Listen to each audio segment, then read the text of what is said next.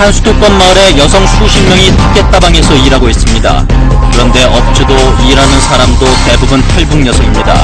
목숨을 걸고 새로운 삶의 터전을 찾아온 여성들이 왜 티켓다방에 정착하게 된 것일까요? 부동산 경기가 오랜만에 살아나면서 건설사는 많은 물량을 쏟아내고 모델하우스에는 사람이 몰려들고 있습니다. 저마다 청약 경쟁률이 수백 대 1을 기록했다고 주장하지만 실상을 들여다보면 미분양이 속출하고 있습니다. 아파트 청약률의 진실을 취재했습니다. 90여 년 전 300여 명의 한인들이 쿠바에 정착했습니다. 이들은 고된 노동과 가난에 시달리면서도 자금을 모으고 외교전을 펼치는 등 독립운동에 나섰습니다. 쿠바에서 펼쳐졌던 치열한 항일 독립운동의 자취를 현지에서 취재했습니다.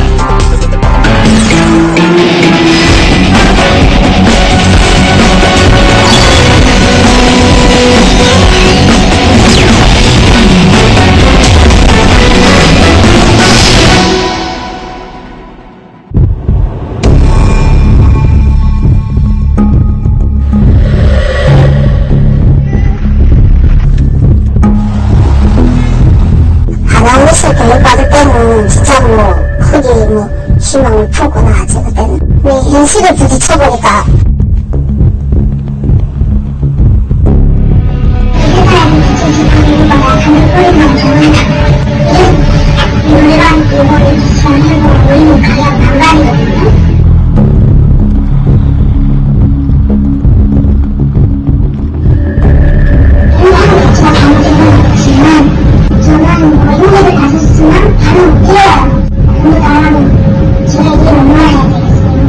여기 밤에 나와있어 밖에라고 아줌마들 나왔고 손님을 막 난리나고 주인들 그런 거 만나가니까 나를 친구도. 이곳은 경기도 화성에 있는 작은 마을입니다. 이 마을에 수년 전부터 낯선 여성 수십 명이 함께 생활하기 시작했습니다. 아침부터 커피를 배달하고 노래방에서도 술집에서도 이들을 볼 수 있습니다. 마을 사람들은 물론 다른 지역에서도 이 여성들을 찾아 이곳으로 옵니다. 짐작하시는 대로 티켓다방 이야기입니다. 그런데 업주도 일하는 사람도 대부분 탈북 여성입니다. 목숨을 걸고 굶주림에서 탈출한 여성들이 정착한 티켓다방, 그리고 이 여성들을 찾는 마을 남성들, 이 마을에선 왜 이런 일이 벌어지고 있는 걸까요? 오전 10시, 도로 양쪽으로 늘어선 횟집과 음식점들이 장사 준비에 나서는 시간. 이 시장에서 음식점보다 먼저 영업을 시작하는 곳이 있습니다. 언뜻 젊어 보이는 여성들이 하나둘 출근합니다. 시골이 아가씨들이 아니고, 그 아가씨들이 월요야 한 38이고, 곧이어 남성들이 이곳을 드나듭니다. 후두농사 짓고 끝냈잖아요. 돈 있잖아. 농민들. 전부. 국민들이 한 50대? 50대는 젊었죠. 50대도 있어요. 50대도 있고, 60, 70, 뭐. 평범해 보이는 시골 다방들입니다. 시간이 지나자 커피 가방을 들고 배달을 나가는 여성들이 눈에 띕니다. 아침 시간인데 남자가 모는 차를 타고 어디론가 가는 여성도 있습니다. 다방에서 나온 또 다른 여성. 먼저 나온 남자가 모는 트럭에 올라탑니다. 두 사람이 향한 곳은 모텔입니다.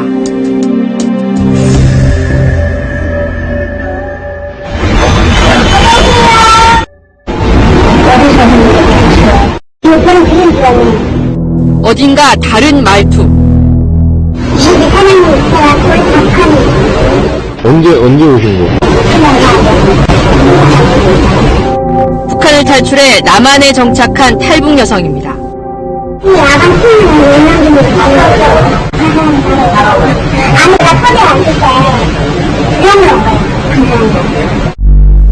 이야기를 주고받다 여성 쪽에서 먼저 노래방 이야기를 꺼냅니다. 지금 노래방 안 하잖아요. 물량 뭐 어떻게 노래해야 돼? 시간당? 1시간에 25,000원을 주면 노래방에 가서 함께 놀아줄 수 있다는 이야기입니다. 탈북 여성들이 일하는 인근의 다른 다방. 이곳은 조금 더 노골적입니다.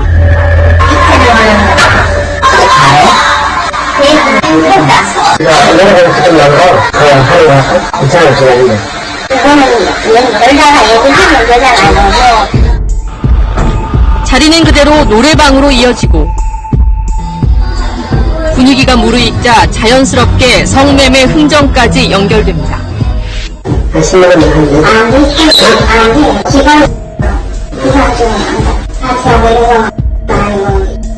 노래방과 술집에서도 손님이 원하면 이 여성들을 불러줍니다. 이모! 저 아가씨들 좀 불러주세요.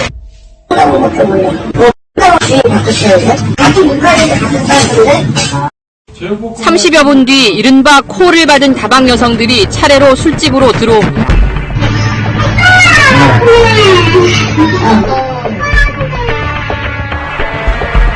이 탈북 여성들이 일하는 곳, 커피 배달에 성매매 알선까지 하는 이른바 티켓 다방입니다.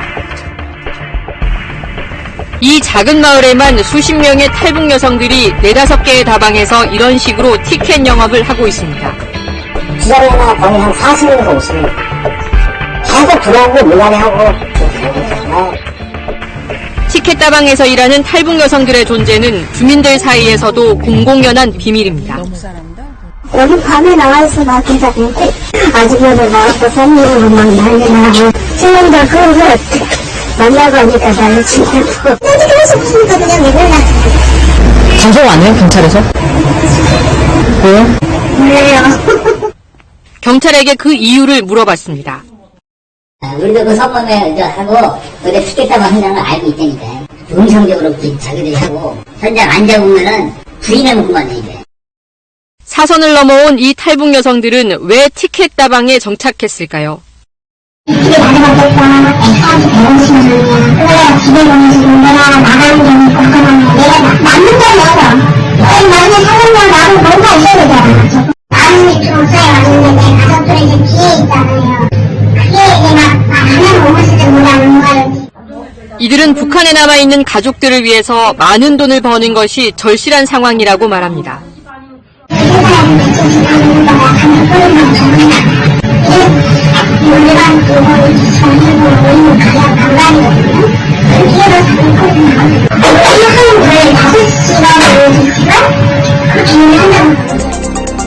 지난달 말을 기준으로 한국으로 입국한 탈북자는 2만 8천여 명. 이 가운데 70%인 2만 명이 여성입니다. 남성보다는 여성이 어떤 서비스 업종이라든지 이런 산업 활동에 조금 더 많은 유인책이 있는 것 같아요. 그러면서 탈북하는 쪽에서의 경제적인 이유와 또 탈북을 유인하는 쪽에 있어서 남성보다는 북한 여성을 더 선호하는 이런 두 가지 측면이 결합되면서 입국 당시 기준으로 이 여성들의 77%가 20, 40대, 90% 가까이는 북한에서 단순 노동이나 가사에 종사했고 학력 수준은 대부분 우리나라 중고등학교 정도입니다.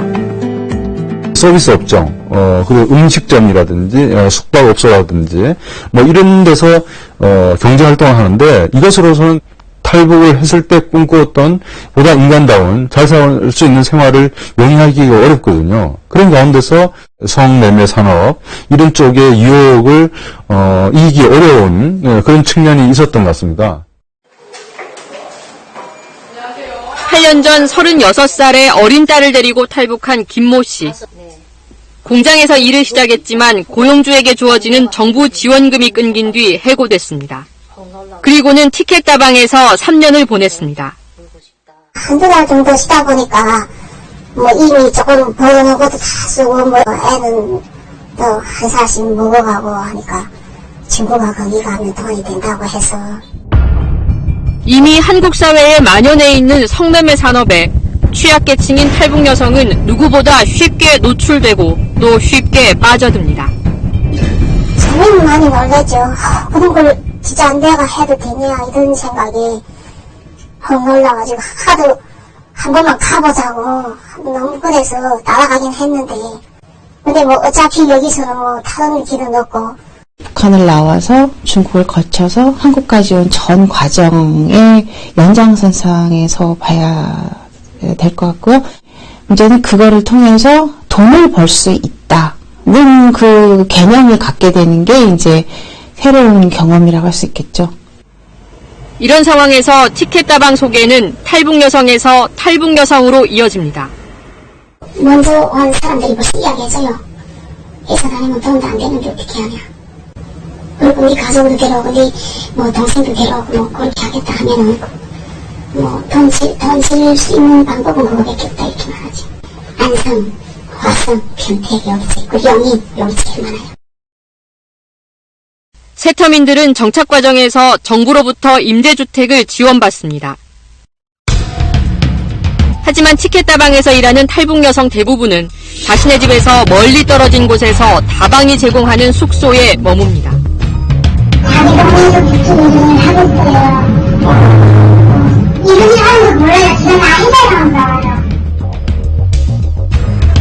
탈북자 개개인을 보호하고 관리하는 전담 경찰관이 있지만 불법 티켓다방에 종사하는 이들의 실태와 현황을 파악하지 못하고 있습니다.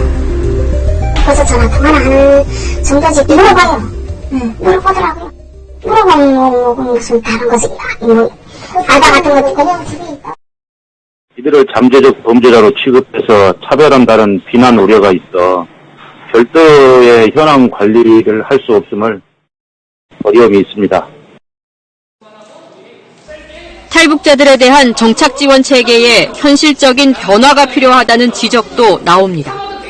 여성들의 어떤 그 구성비가 높아졌다는 얘기는 계속 들었는데 그것에 따라가는 그 성인지적인 또는 인권 친화적인 탈북 정착 정책 이게 만들어졌다는 얘기는 아직 듣지 못했어요.